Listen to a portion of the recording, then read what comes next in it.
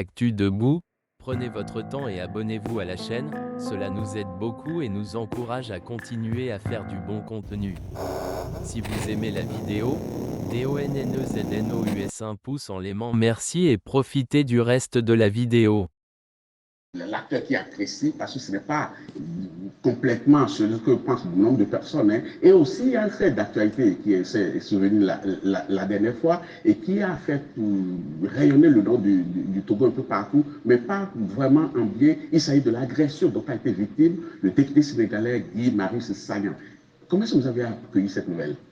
Vous savez, toute violence, quelles que soient les raisons, et plus encore quand elles interviennent contre des hommes politiques, est regrettable et à dénoncer. Et le gouvernement togolais regrette cet incident fondamentalement, le dénonce et met en place actuellement un dispositif pour rechercher les auteurs de cette agression et comprendre les circonstances dans lesquelles cette agression s'est produite. Mais nous avons aujourd'hui un contexte qui commence à se dessiner de plus en plus. On commence à comprendre les éléments qui ont concouru à ce malheureux incident qui s'est produit. Mais dites-nous-en un peu. Alors, globalement, le député Sagna était à Lomé dans le cadre d'une session extraordinaire du Parlement de la CEDEAO. Comme la CEDEAO le fait d'habitude, certaines sessions sont délocalisées dans différents pays. Ils en ont déjà fait ailleurs et c'est la troisième fois pour cette année qu'ils le font et ils ont choisi le Togo. Et la session qui a bien démarré, qui se poursuit encore sur quelques jours, pendant cette session et en marge de cette session, le député a pris contact avec quelques autres, notamment une députée de l'opposition togolaise et un collectif d'associations et de partis politiques du Togo pour une activité en dehors du cadre de la session parlementaire de la CEDEAO. La première, lorsque le gouvernement a été informé, le ministre de l'administration territoriale a saisi le bureau du Parlement de la CEDEAO pour leur expliquer les risques qui étaient liés à cette activité qui initialement était prévue pour se dérouler dans le cadre d'une église locale ici. Et le bureau a interpellé l'honorable député, lui a passé l'information sur le fait que les autorités togolaises n'étaient pas favorables à l'organisation de cette réunion au regard des risques de troubles à l'ordre public que cela présentait. Risques, vous avez dit? Oui, des risques de troubles à l'ordre public. Je vais comprendre ce type de risque de troubles à l'ordre public parce que, est-ce que vous voulez nous dire que les questions de sécurité vous échappent à Lomé, c'est ça? Ah non, c'est pas cela. Vous savez, nous sommes dans un contexte sécuritaire qui est délicat pour tout le monde. Mais quand vous avez une tension, l'honorable Sagna, nous le connaissons tous, et il me semble que ce n'est pas un inconnu sur la scène politique africaine, sous-régionale. Nous connaissons ses méthodes. Et nous savons comment est-ce qu'il agit. Évidemment, dans un contexte où il avait déjà pris des positions sur le Togo, nous pouvions anticiper le fait qu'ici, il pouvait y avoir un certain débordement possible. Et à partir de là, le ministre de l'administration territoriale, qui est celui qui autorise ou qui peut interdire les manifestations, a pris les devants pour anticiper la prévention et a communiqué, puisque nous n'avons pas été formellement saisis de l'organisation de cette réunion. Nous l'avons appris par les réseaux sociaux. C'est une petite réunion. C'est une réunion, mais qui est faite quand même avec des acteurs politiques sous-régionaux qui sont en réunion à Lomé. Il ne s'agit pas d'acteurs togolais. À partir du moment où le gouvernement central a informé, il fallait prendre des dispositions pour assurer la sécurité. Et sur les lieux, on a vu les forces de l'ordre qui, selon certaines, les dits de certaines personnes, qui sont arrivées pour assurer la sécurité de la manifestation. Non, ce n'est pas exactement cela. C'est pas exactement cela. Il y a eu deux temps dans cette manifestation, hein, dans cette organisation. Le premier temps, c'est celui où la réunion devait être organisée dans une église, dans une salle d'une paroisse locale ici à Moutivé, pour ne pas cacher à cet Augustin d'Amoutivé, où le ministre a pris les devants en leur disant, compte tenu du contexte actuel, cette réunion n'était pas souhaitable.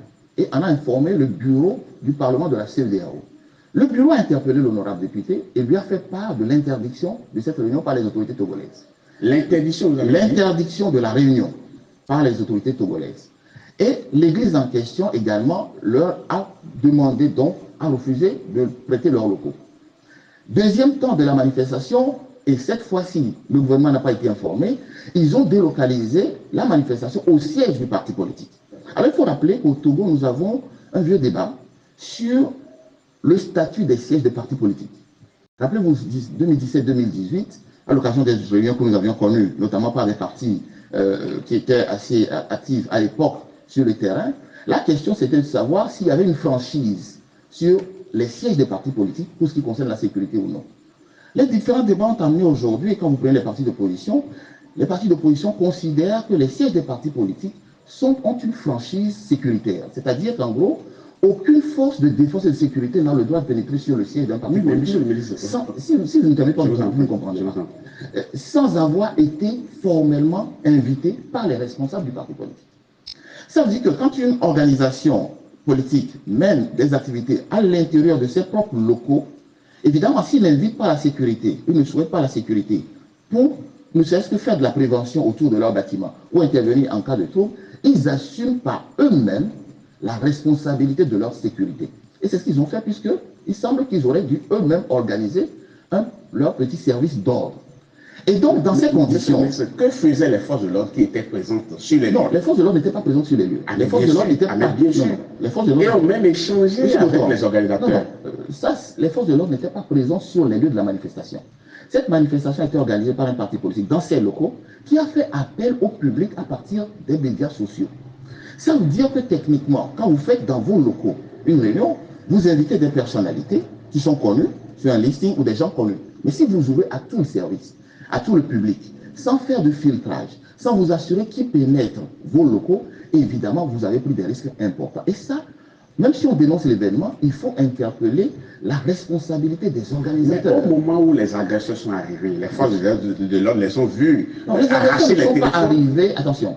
Quand on le présente de cette manière, ça donne le sentiment qu'une réunion a commencé, des gens extérieurs sont intervenus. Mais c'est ce qui s'est passé. Non. Les personnes étaient dans la salle au début de la réunion. Ça voudrait dire que quand on a ouvert les locaux, mais c'est ça, quand on a ouvert les locaux, qu'on a fait rentrer le public, on a fait rentrer à la fois le bon grain livré.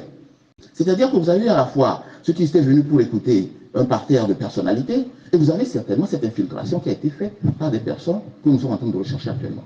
Donc, le problème des organisateurs... Va les retrouver réellement. Il y a un communiqué de police qui affirme qu'une enquête a été ouverte et le procureur a été saisi. Et nous attendons les résultats de cette enquête. Nous l'attendons tous, parce que quand on prend les premières déclarations du député et par d'autres personnes qui laissent entendre que ce genre de violence aurait été organisé à l'initiative de l'État togolais, il me semble que non seulement on est choqué, mais il me semble qu'il faut absolument dénoncer aussi ce genre de dérive. L'État togolais agit par ses services officiels. Mais quand nous ne sommes pas d'accord avec une manifestation ou par des choses, nous avons la police et la gendarmerie. L'État togolais n'utilise pas les gros bras. Mais beaucoup de personnes estiment que le député paye les frais de ses prises de position, notamment contre le régime togolais. Alors ça, je ne saurais vous le dire, parce que ça, il faut qu'on retrouve les auteurs qui nous expliquent quelle a été la motivation de leur acte. Vous dites que le pouvoir togolais n'a aucun... Ce n'est même pas pensable. Ce n'est même pas pensable. Pourquoi? Nous avons la liste de tous les députés qui arrivent au Togo pour cet événement de la CEDEAO. J'ai dit tout à l'heure que nous connaissions les positions de M. Sagna, y compris les propos qu'il a tenus contre le président togolais. Nous aurions pu le déclarer persona non grata. Nous aurions pu lui interdire l'accès du territoire togolais. La fête aussi en douce, comme ce qui s'est passé. Oui, on parle d'un État. Vous savez, on parle d'un État et d'un gouvernement. On parle d'un État et d'un gouvernement. Quand on donne ce sentiment, on veut donner le sentiment qu'un État manque tellement de moyens de coercition qu'il va recourir à des méthodes de voyous. Le Togo ne fonctionne pas comme ça. Oui, mais interdit sa venue aussi, c'est pas très bien pour les cas. Nous aurons pu le faire. Nous sommes un État souverain. Se cacher derrière. Mais vous savez, on a déjà déclaré dans ce pays des ambassadeurs persona non grata. C'est pas la première fois. Et le dire pour un député qui a pris position sur le Togo, c'est pas quelque chose qui nous gêne. Donc, si nous l'avons accueilli, assurer sa sécurité autant que celle de tout le monde, dans les mêmes conditions que tout le monde, ce sont les dérapages. Mais vous savez, l'intérêt de ce sujet, une fois que la dénonciation est passée, c'est de questionner aussi trois choses. La première, il me semble aussi que le bureau, en tout cas le Parlement de la CEDEAO, devrait revoir son organisation interne et la maîtrise de ces éléments quand il les déplace dans les autres pays. Il faut redéfinir le périmètre de leur action et l'autorité du Parlement. La deuxième chose questionne les organisateurs de responsabilité, mais ça c'est une réforme togolaise, sur la question de la franchise dont j'ai parlé tout à l'heure. Est-ce que les forces de défense et de sécurité, dans une circonstance comme celle-là, ont le droit de pénétrer, même sans autorisation, sur le site du parti pour intervenir et sécuriser? C'est une question fondamentale parce que c'est l'un des points qu'on leur a souvent reproché. Et donc vous pouvez voir que si des forces de sécurité sont sur le boulevard ou sont en train de faire la patrouille et qu'elles n'interviennent pas, évidemment on ne peut pas leur reprocher puisqu'on leur a toujours critiqué, on les a toujours critiqués sur le fait qu'ils dépassaient les franchises des sièges des partis politiques. Monsieur le secrétaire général du gouvernement, lors des dernières élections législatives, le parti au pouvoir